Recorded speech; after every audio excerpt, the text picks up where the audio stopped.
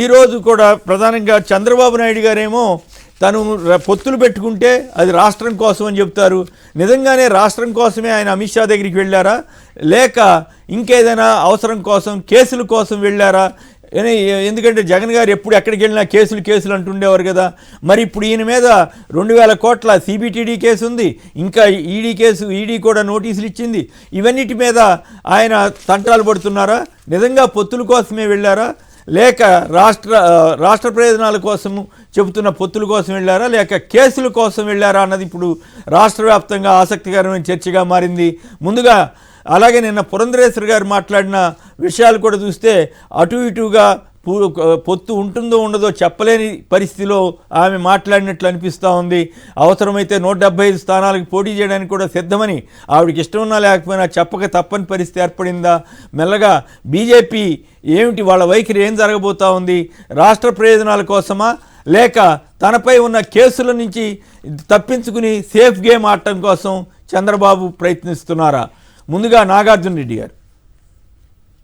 Sir, అక్కడ ఉన్నాయండి ప్యానెల్లో members అందరికి వెరీ గుడ్ మార్నింగ్. నమస్కారం. చంద్రబాబు నాయుడు గారు ఢిల్లీ వెళ్ళింది ఆయన స్వప్రయోజనాలకు కానీ రాష్ట్ర ప్రయోజనాలకు కాదండి. ఇంతకు ముందు ఒకసారి ఏమో దేశ ప్రయోజనాల కోసం బీజేపీ వాడితో జట్టు కడుతున్నామని చెప్పారు. దేశం ఒకసారి ఆ క్లిప్పింగ్ కూడా చూపిద్దామండి, మీరు గుర్తు చేశారు. పీసీఆర్ ఒకసారి ఆ క్లిప్పింగ్ కూడా వేస్తూ ఉండండి. Okay, please continue. ఇప్పుడేమో రాష్ట్ర ప్రయోజనాల కోసం అని చెప్పి అంటాడు. పోనీ అమిత్ షా పిలిచారా అంటే, నాకు మంచి విశ్వసనీయ వర్గాల ద్వారా తెలిసిన సమాచారం ఏంటంటేనండి, కేసర్ గారు ఆయన very senior person. I know him for the past 12 years. బాబు, నువ్వు అప్పుడప్పుడు వీడియోలు చేస్తుంటావు, పొరపాటుని చెప్తావేమో నాయన, అందులో ఇంగ్లీష్ లో హిందీలో కూడా చేస్తానంటున్నావు. అంటే నేను ఎప్పుడు చెప్పలేండి, ఇంతవరకు ఎప్పుడు చెప్పలేండి అని చెప్పాను. ఆయన చెప్పాడు అనమాట, ఏదో ఆయారాం కదండి, ఏదో వచ్చాడు పోయాడండి, అదే పనిగా 1కి 10 సార్లు అడుగుతుంటే ఇంక ఆయన బాధ భరాయించలేక ఇక్కడ ఉండేటువంటి వాళ్ళు అరేంజ్ చేశారండి, వచ్చాడు అంతేనా, అంతకంటే లేదండి. ఈ ఒత్తులు సంగతి సమాచారం అనేటువంటిది కుదిరేది కాదు, పెట్టేది కాదండి. మోడీ గారికి అస్సలు ఇష్టం లేదండి, అందుకని చెప్పి ఆయన అసలు ఎంటర్టైన్ చేయడు. ఈయన మన అమిత్ షా గారు ఉన్నారండి అంటే చలో అనేది క్యా హోతా హై 10 మినిట్ బాత్ కర్కే భిజ్వా దేంగే అంటే ఒకవేళ ఏమన్నా ఈయన మోడీ గారిని కాకుండా అమిత్ షా గారిని ఏమన్నా పట్టుకోగలిగాడా ఏమి? లేదండి, అమిత్ షాని పట్టుకున్నా కానీ ఆయన మళ్ళీ మోడీ అమిత్ షా గారి వరకు ఏమైనా మేనేజ్ చేయగలిగాడా అనేది కొందరు సందేహం. మేనేజ్ లేదు, ఏమి లేదండి.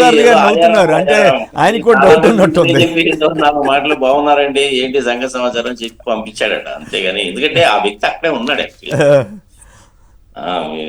ఏం చెప్పిందంటే ఇది జరిగిన వ్యవహారం సరే, మనకి ఆంధ్రప్రదేశ్ లో మనకు తెలియని సంగతి ఉంది. చివరికి వీళ్ళు ఏం చేస్తారంటారండి కేసీఆర్ గారు, వాళ్ళు ఎనీహో డోర్స్ క్లోజ్ చేశారు, దగ్గర రానియరు. గతంలో వాళ్ళకి జరిగిన అనుభవాలు అట్లాంటివి. అది 27వ తారీఖు ఆగస్టు 2003 దగ్గర నుంచి చూస్తానే ఉన్నాం మనం. మోడీ గారిని ఎయిర్పోర్ట్ లో దిగితే అరెస్ట్ చేస్తానని, మోడీ గారు వస్తే చెప్పులే, అమిత్ షా గారు వస్తే చెప్పులేంచి, ఇంక ఇదంతా పెద్ద హిస్టరీ కదా, ఎన్నిసార్లు చెప్పుకుంటాం మనం. ఇవన్నీ చూసిన తర్వాత మోడీ గారు ఏమన్నారంటే, అంటే ఆయన చాలా సీనియర్ పర్సన్ చెప్పి మాట చెప్తున్నాను, మోడీకి అస్సలు ఇష్టం లేదండి, ఎంటర్టైన్ కూడా చేయడు, ఆయన డైరెక్ట్ గా చెప్పేశాడండి, డోంట్ గివ్ ఇంటర్వ్యూ ఆల్సో అని. మొత్తం అంతా కూడా అమిత్ షా మీద పెట్టాడండి. అమిత్ షా కూడా ఏదో హ్యాండిల్ చేసి ఆయారాం గయారాం అని పంపిస్తాడండి. అదే అల్టిమేట్ గా జరిగింది. అందుకనే అర్ధరాత్రి అంటారు. ఇంకా అదేమంటే ఏంటంటే ఆంధ్రదేశానికి స్వతంత్రం వచ్చింది అర్ధరాత్రే కదా, ఇది ఒక దిక్కుమాలినటువంటి ఆర్గ్యుమెంట్లు అన్ని చేస్తా ఉంటారు. ఆ పొత్తు కుదరకపోయినా ఏది నష్టం, వీలైనంత వరకు బీజేపీ వాళ్ళు అయితే రానివ్వరు. వాళ్ళిద్దరు పొత్తు పెట్టుకుంటామని ఆల్రెడీ చెప్పారు, పెట్టుకుంటారు. ఇంకో వారం రోజుల్లో నోటిఫికేషన్ వస్తుంది. ఇప్పటి వరకు కూడా వాళ్ళిద్దరి మధ్య సఖ్యత లేదు, ఎన్ని సీట్లలో పోటీ చేస్తారనేది వాళ్ళకే తెలియదు. ఇప్పుడు మళ్ళీ బీజేపీ వాళ్ళు వస్తే వీళ్ళు ఏం అకామిడేట్ చేస్తారు? జగన్మోహన్ రెడ్డి తోటి మోడీ గారికి, అమిత్ షా గారికి, బీజేపీ వాళ్ళకి చక్కటి సంబంధాలు ఉన్నాయి. 24, 25 ఎంపీ సీట్లు కనుక గెలిచారనుకోండి, మాక్సిమం సైడ్ చెప్తున్నాను, వాళ్ళందరూ కూడా మోడీకి సపోర్ట్ చేసేవాడే. చంద్రబాబు నాయుడు గారికి ఒక 3 ఎంపీ సీట్లు వచ్చినా ఆ 3, ఈ 22 అందరూ కూడా మళ్ళీ మోడీ గారికి సపోర్ట్ చేసేవాడే. వాళ్ళకి కావాల్సింది ఎంపీ సీట్లు కానీ ఎమ్మెల్యే సీట్లు కాదు కదండి కేసీఆర్. కానీ ఏంటంటే చక్కటి రిలేషన్ లో జగన్మోహన్ రెడ్డితో ఉన్న పాడు చేసుకొని ఆయన చంద్రబాబు నాయుడు గారితో ఎందుకు వెళ్తారు? చంద్రబాబు నాయుడు గారు ఏంటంటే అందితే జుట్టు పట్టుకుంటాడు, అందకపోతే కాళ్ళు పట్టుకుంటాడు, పొద్దున్న లేచిన మొదలు పచ్చి అబద్ధాలు మాట్లాడుతూ ఉంటాడు. 22 కిలోమీటర్లు అండి విజయవాడ నుంచి కరకట్కి. ఒకసారి చెప్పనేవండి, 22 కిలోమీటర్లు విజయవాడ నుంచి కరెక్ట్ అంటే మన అమరావతికి. అవును. ట్యూబ్ రైలు తీసుకొచ్చేస్తారంటాడండి. ఆ ట్యూబ్ రైలు అనేటువంటిది అమెరికాలో కూడా ఎక్స్పెరిమెంట్ స్టేజ్ లో ఉంది. 1200 కిలోమీటర్ల స్పీడ్ తో పోతుంది. ఎట్లా కుదురుతుంది సార్? మరీ జనాలు చెవులో క్యాలిఫ్లవర్ పెడితే ఎట్లా? 2018లో ఒలింపిక్స్ పెట్టేస్తాను, గెలిచినట్టు వాళ్ళందరికీ నోబెల్ ప్రైజ్. మీ చెవిలో కూడా పెట్టడానికి ప్రయత్నం చేశారా కాలీఫ్లవర్? మీ చెవిలో కూడా కాలీఫ్లవర్ పెట్టడానికి ప్రయత్నం చేశారా? మీకు కూడా పరిచయం ఉందంటున్నారు కదా. పరిచయం ఎందుకు లేదండి, అసలు హైటెక్ సిటీ చేసినప్పుడు నేను హనుమాన్ చౌదరి గారు మేము అందరం కలిసే కదా చేసింది. మీ చెవిలో పూలు పెట్టలేదా? పివి నరసింహారావు గారండి స్కీమ్ తీసుకొచ్చింది. కనీసం ఆ పెద్ద ఆయన పేరు ఒక్కసారన్నా చెప్పుకోవాలి అంటే అస్సలు ఒప్పుకునేవాడు కాదే. ఎందుకంటే రేటు డిసైడ్ చేసింది కూడా మేమే సార్. అది మోహన్ రావు గారని ఒక ఇంజనీర్ ఉండేవాడు. ఆయన ఇప్పుడు ఏంటంటే 2+2 రోడ్లు సరిపోతాయంటే, కాదండి ఏరియాలో డెన్సిటీ చాలా ఎక్కువైపోతుంది, కనీసం 4+4 ఉండాలని చెప్పి పెట్టించాం మేము. అప్పుడు 4+4 రోడ్ అనేటువంటిది ఆ మెయిన్ రోడ్ ఉంది కాబట్టి మధ్యలో పిల్లలు వేసి మెట్రో పెట్టగలిగారు. లేకపోతే తర్వాత మీరు మర్చిపోయారేమో, రాజశేఖర రెడ్డి గారు వచ్చిన తర్వాత ఇంకాస్త ఎక్స్పాండ్ చేశారు దాన్ని. అవునండి.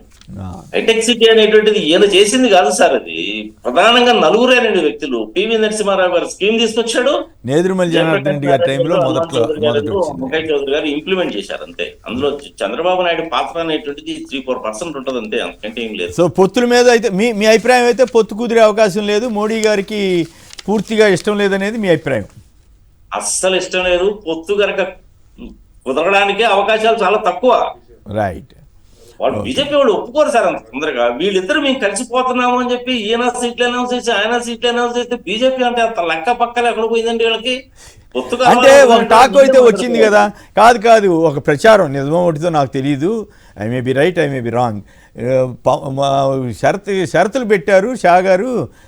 దాని ప్రకారం ఏంటంటే మొదటి 2 ఏళ్ళు సీఎం క్యాండిడేట్ కింద డిక్లేర్ చేయాలి పవన్ కళ్యాణ్ని, ఆ తర్వాత 1 ఇయర్ బీజేపీ క్యాండిడేట్ని డిక్లేర్ చేయాలి, ఆ తర్వాత తెలుగుదేశం తీసుకోవాలి, అప్పుడే తెలుగుదేశం నమ్ముతాను తప్ప ఇంకోటి కాదు అని ఒక కండిషన్ పెట్టారని. అలాగే 50 నుంచి 65-70 సీట్లు ఈ జనసేనకి బీజేపీ కలిపి ఇవ్వాలి అని కాస్త చంద్రబాబుని ఇరకాటంలో పెడే కండిషన్లు పెట్టారని కూడా ఒక టాక్ వస్తుంది. ఏంటి అవన్నీ కూడా ఉత్త టాక్లే సార్, అంతకంటే ఏం లేదు. నేను నాకు అక్కడ ఆ ప్లేస్ లో ఉన్న ప్రధానమైన వ్యక్తిని నేను ఫోన్ చేసి అడిగితే చెప్పాడు కదా, పేరు చెప్పడం అన్నది ఆయన రిక్వెస్ట్ చేశాడు కాబట్టి నేను చెప్పడం లేదా పేరు కూడా చెప్పాను. Is a very reliable person.